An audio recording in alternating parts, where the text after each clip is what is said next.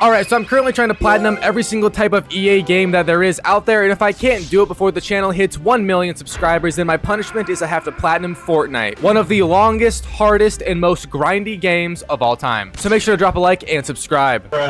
Anyways, today I chose to platinum Mirror's Edge Catalyst. Now before I get any comments about this game, yes, I know the servers are shut down and the 2 online trophies for this game are quite literally impossible to get due to this. But I did still want to play through the entire rest of the game because those 2 trophies are actually very easy to get and fast if the servers were on, and they aren't really the challenging or interesting part of this game regardless. Also, as I am making this video, EA just announced that the Anthem servers are also shutting down, and I ordered a disc of the game as soon as possible to make sure I could do that before it has the same fate as this poor game does. But Mirror's Edge Catalyst is the sequel to Mirror's Edge, which came out back in 2008. Why is every game I'm playing nowadays almost older than I am? Has gaming really fallen off that bad? This is tragic. This is awful. This is horrible. I'm gonna cry myself to sleep. Anyways, Mirror's Edge Catalyst released in 2016. It contains a total of 50 trophies with only 47 still being available. It took me a total of 23 hours to complete, and there is 5 stages to get this game finished with today.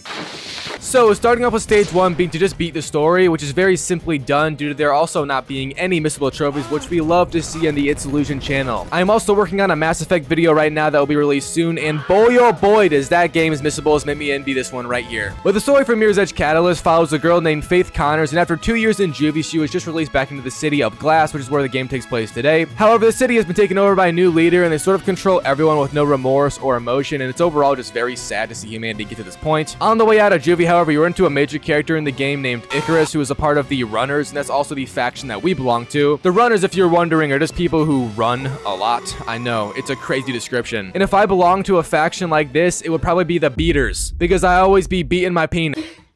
Okay, I don't know where this video is going already, but I can't control the impulsive thoughts being sent out. It's an issue. Anyways, as a runner, you just do parkour, and that's kind of what the Mirror's Edge games are all about. A ton of parkour, and then combat sprinkled in as you do the parkour. So we are kind of like the rated R version of American Ninja Warrior, if you will. But the first main mission just had us go back to the runner base. On the way there, you'll also be taught the basic controls and mechanics of the game. Once you make it to the transit hub, also known as the lair, you get the first trophy of the game called Reunion. And like I said earlier, I'm also solely doing stage 1 of this game, and I actually stuck to it for the most part while playing it. But the next trophy got into the story is called Learn to Fly, and it's obtained from doing a couple quests for people actually. But all of the quests in this arc are just activities that are required for us to do later on, and also serves as more of a tutorial into what makes up this game's side content like a lot of games do in the intros. Once completing them though, the trophy pops right away. The next trophy, however, was much more interesting, and it had us break into the enemy's building named Elysium Tower. And we were trying to steal and get more info on what they're up to as you do. However, halfway through our own infiltration, someone else busted in, and I'm not gonna lie, I feel like my cock has just been blocked. Even though Faith Connors looks like she has no wee-wee, you can never trust a shishi. Don't forget that, boys. But then basically all chaos got unleashed and our plan went completely down the drain, resulting in us having to run and escape the tower out of the side of it, because why not? Once running far enough away that they gave up due to low union pay, you finish the mission and the trophy pops. I also got another trophy afterwards from purchasing my second upgrade as Faith. I love the swap from always being the first upgrade. Great idea, EA. Maybe next time leave the servers up for more than 5 years on your f***ing game. Anyways, I kept on moving through the story. Unfortunately, the writers ran out of good ideas to immediately come after a fun mission, so they went back to just making me do side content under the falsehood of main story missions. And all the next objective had me do was shut down an antenna core, so we can get more hatch into the system and more control of the surrounding area in general. And once I did do that, the trophy from that popped. But as I was saying how the writers ran out of ideas, I apologize because the following mission was absolutely insane. You again climb a giant tower full of enemies, and I'm not gonna lie, that is kind of the entire gameplay and as far as it goes in this game. So not many improvements or advancements come, and this is sort of what we are stuck with. But hey, it's fun, and my wiener gets a little bit excited whenever I actually land a good kick into an enemy's face after some parkour. I'm a simple guy. But that's also my only real complaint for this game's combats. If you don't have good movement or you scuff up once, you're not totally screwed. It just makes the fight a lot harder than it probably should be. I also feel if they gave Faith Connors a full auto AR-15 or a laser beam, it would have made the game even better, but that's just my personal take. Anyways, in this tower we climbed, you actually don't accomplish much because the enemies began to swarm us, and they also had like firewalls or some shit protecting the software. Just bring a bucket of water next time. Haha.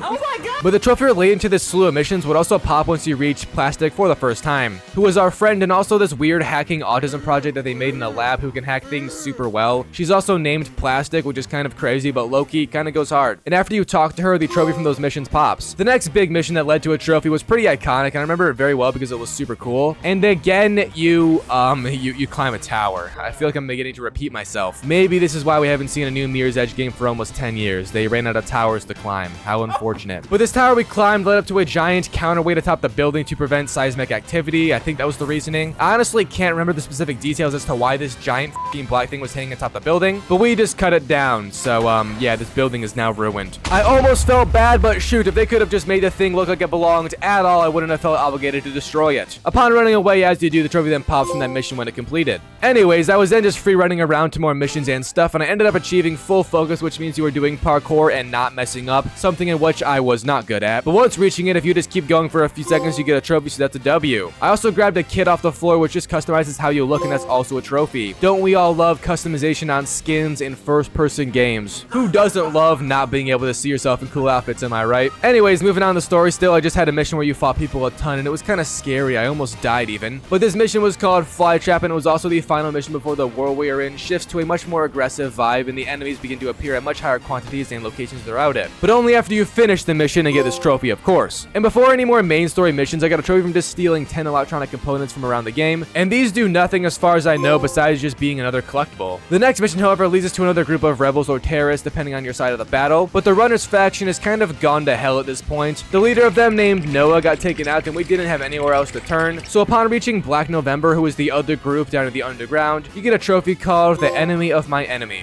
And that quote is from a common saying which I think went like this: the enemy of my enemy is my ex-girlfriend, that fucking bitch. Anyways, the next mission was back to more combat, with our objective being to destroy a bunch of turrets that KrugerSec has, which is the name of the enemies, by the way, and I am just now realizing I haven't said that once so far. That's not a joke, it's a fact. Once you press this big red button, a bright light flashes, but don't worry, we aren't in Iran. And that was just the trophy pop button, so it's chill. The following mission, however, was not that we again climbed a tower. If I have to climb one more tower, I'm gonna jump off at the top. Oh my god! But this time, once you make it to the top, you just kick a bunch of steel down and you ruin stuff, I guess. I can't imagine what a passerby must have thought. Imagine seeing some skinny 5'2" Asian bitch just do terrorism in the middle of the day. That's exactly what I imagine Bobby Lee does on the side, but he's fat as shit, so it wouldn't work. I then did another combat-heavy mission with us just kind of beating people up, but if you remember, I'm a part of the beaters, so it fits perfectly. And after harassing individuals and then running away, you get another trophy. Oh yeah, the next mission had us also climb a tower again and then combat more people before the trophy pops. I seriously can't explain this game story anymore, dude. It's just climbing shit and punching people. Anyways, the next mission did actually have some lore though, and we broke in to save Noah, who was the leader of the runners, but unfortunately, good old Faith here was too late and bro is dead for good now. However, she did get to touch a dead corpse, which is something not many people do, so always look on the bright side. After running away from our problems, again, the next trophy popped. I then just bought all of Faith's upgrade for a trophy called Run Free, which is from buying all of Faith's upgrades, and that gives a trophy called Run Free. If you were wondering how you get that trophy, it's from buying all of Faith's upgrades. It's Dementia is my new title. But the next trophy I got was again from the main story, and it was from us climbing a tower then jumping off of the tower. Very simple. The mission after that, however, was a bit more intriguing, and it had us actually hack things with a threat that was very plausible. And you also have to do it in a time limit or else daddy gets the whip. But again, it ends with just more running away. This girl should be called a runner or something. Hahaha, here's the trophy. Anyways, and they made it to the final mission of the game, thankfully. If you couldn't tell, I was growing tired of explaining this game's story, which consisted entirely of climbing towers. And this final mission was no different, except the ending actually was pretty cool. You confront the leader of KrugerSec, but his adopted daughter and our sister named Isabel walks in to steal the show. Fucking orphans, dude, I swear, they're all so entitled. Anyways, you have to chase after her because she's important, so we did. I also failed this jump at the ending of the game like 7 times because I am retarded. But this game then ends off with cutscenes showing Faith's sister not believing what she is saying. The KrugerSec guy begs her to come with them because his nuts don't work, which is why she's adopted. And then the building begins to fall apart. Sis here also attempts to help us and leaves abruptly like a complete bitch. And she just rides off into the sunset with KrugerSec. The game then ends and nothing was accomplished. I hate you, EA. So with with that main story finally finished, I then began stage 2, which is overall about side quests. However, it does feature a few other trophies and activities throughout it, but the trophies themselves are just from side quests, and you don't really get a ton of them as you play. The side content in this game is also quite bland. If you again couldn't tell from the main story, the gameplay is pretty much just parkouring the entire time. But the first of these trophies I got was called I Refuse to Sink, from finishing all of these side missions in Anchor. And Anchor is just one of the areas in the city, by the way, which is how these side mission trophies are formatted. I then did all these side missions in downtown, and all these side missions in the View as well. And Plastic, who was that hacker girl I mentioned earlier, had her own little line of missions, which also gives you a trophy upon finishing them. And her quest line was also my final one for the rezoning area missions in addition. I then just finished all these side missions total for that trophy finally, which took quite some time to be honest. But still, in these stage 2 trophies, there is numerous other side activities that I have to either do all of or just a few, thankfully. And the first trophy I got here was from destroying all of these security hubs, which is a much more combat and intense mission line than these side quests were. But once all of them got destroyed, the trophy then popped. I then did a much more annoying and difficult trophy in this game called Elegant Flight, which required us to deliver a fragile package without it being damaged. Now, the whole no damage part isn't really the challenge, it's just delivering the damn thing to begin with. And I'm not sure if I picked like the hardest package delivery mission or what, but my god, this took me almost an hour of attempts to get because of how tight the time limit constraint was. And even when I did manage to complete it, I barely got it there in time to begin with. But here is that trophy pop, and this also opens up the conversation about delivery missions because you need to do quite a few for trophies, and most of them are very hard to complete within the time. And that's unfortunately a trend with a lot of trophies in this game that have time limits. They are genuinely challenging to do.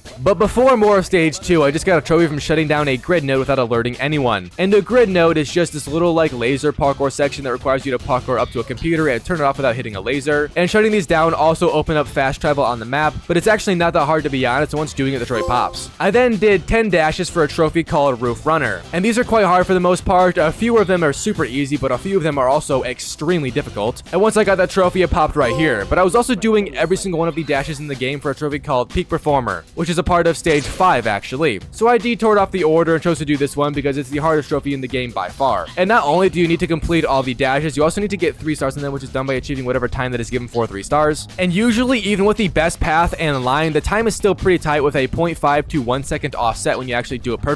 And I want to, as usual, say a huge thanks to PowerPix for the video guide that they made on this trophy. Without it, I'm not sure if I would have ever figured out how to get this trophy because you really do need to utilize the environment and do some very odd parkour moves to get the required times. However, as all things are done through perseverance, insanity, and high blood pressure, I got the trophy and here it is. I then returned back to stage 2 to finish up a few more trophies there. And the first one I got was from delivering 10 packages, which as I've been saying is still hard. It's not nearly as bad as the 3-star dashes, but it's definitely up there. And once I did deliver 10 though, the trophy popped and there was tons of these, so you don't need to do even nearly half of them for the trophy. I then did the last trophy within stage 2 from completing 15 billboard hacks and interventions. Now there's only about 11 or 12 billboards from what I recall. However, all they require you to do is a little puzzle and parkour to reach the billboard itself, then just press hack and it's now hacked under your control. The interventions, however, are literally just random combat encounters in certain spots around the game, and you need to stop them as soon as possible when you hear them occurring or else it won't count. They aren't really hard to find, just a bit tedious because they don't always spawn in right away, but again, once doing all of that, the trophy pops. I would then go back and get a trophy called Law Abiding Citizen, which is actually gotten in the very first minutes of the game story when leaving the Juvie Center. But the description is called A Good Cascadian Follows the Rules, and as I read this the first time, I swear to God it said A Good Caucasian Follows the Rules, which is crazy.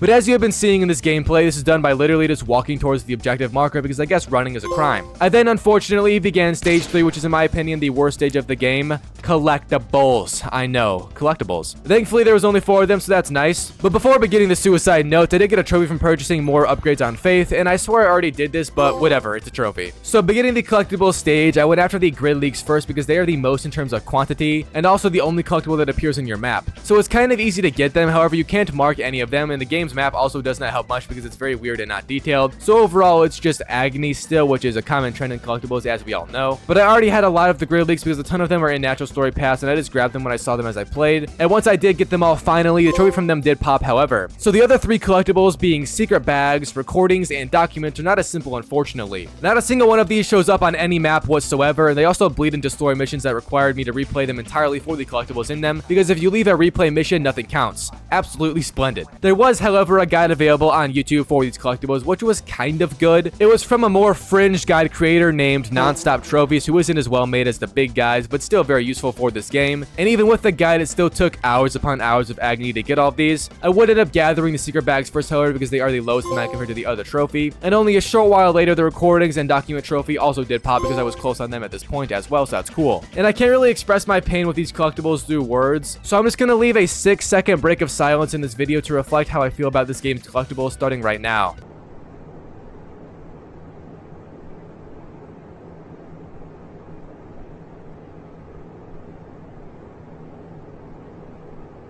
Anyways, if you couldn't tell, that was more than 6 seconds. You got played, motherfucker. So anyways, that was now onto stage 4 of this game being just about random trophies. However, the ones I had weren't really random, and there was 8 total left. And 6 of these were entirely related to me performing certain parkour moves in a chain, and they weren't really hard to get if I'm being honest. And I was also totally guessing as I went along, but by doing the moves as they say in the right spots, I got most of these knocked out in a few minutes while going for them. And I'm not gonna go off and read what each trophy requires because it's just fucking nonsense parkour actions chained up. But once I did get all 6 of those dumb trophies, I still had 2 more to get, which were a bit simpler, however not easier to achieve. The first one I got was called Danger Zone, from reaching maximum focus and then taking out 10 enemies without losing focus entirely. Now this isn't really hard to do in the right place because the method in doing this is to just run around like a crazy man and spam high ground attacks which do a ton of damage. The hard part, however, is just finding 10 enemies in an area that's suitable for the trophy. And the only place I found to be good for this was at the end of that mission Fly Trap, when a ton of enemies got shoved at you. But like I said, just run in circles and once getting the 10th kill, the trophy pops. And I also went after the final trophy I needed here as well, called Hey, It's a Me Again, from performing a high ground attack as a finishing move. And this can only be done when fighting the last enemy in a group and having them on low HP, then performing the high ground attack. And since the enemy should be the final one, it will also perform a finishing move. You don't need to do this here, obviously, but I did, so take that. And it's actually super easy. Just do what I said. Perform the high ground attack so deadly Anakin Skywalker would come. And the trophy then pops, finishing off every single trophy we can possibly get in Mirror's Edge Catalyst in the Big 25. If I see one comment saying, bro, it's the Platinum Fortnite now, I'm gonna fucking kill you. I swear to God, I'm gonna do it.